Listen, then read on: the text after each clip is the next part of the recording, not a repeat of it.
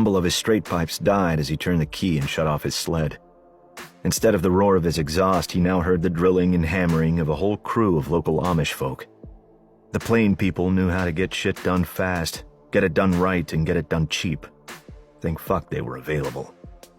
Luckily, they were hungry for the work, since the economy had been slow in the area lately, which meant they'd cut him an extra sweet deal, which he appreciated since with all the construction he was getting done, his money was starting to run low.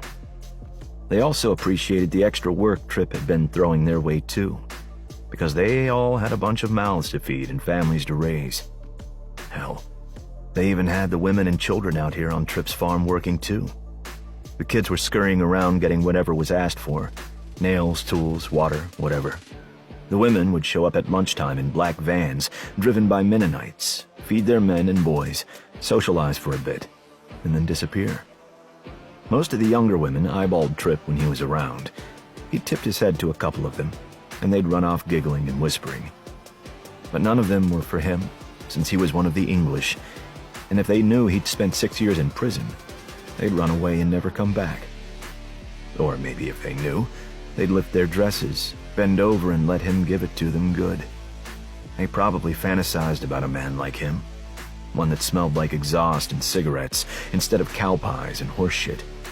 Maybe some of those women had a fantasy bucket list of doing it with an ex-con with tattoos. Tripp snorted. His own imagination was getting the fuck out of control. He needed to get laid. It had been a few months since he'd sank himself balls deep in some hot tale. Not since he came back to Manning Grove permanently and began to work on restoring the farm. Not since that last trip to Shadow Valley, when he went to pick up his father's Harley, now restored and customized by Jag Jameson at Shadow Valley Body Works. But since he'd been back, he'd been keeping on the DL around town, not looking for pussy, not recruiting, not asking around for some of the old BFMC members. Keeping low mostly because he didn't want to raise any flags to Manning Grove PD. Didn't want them trying to put out the fire before Tripp could get it burning.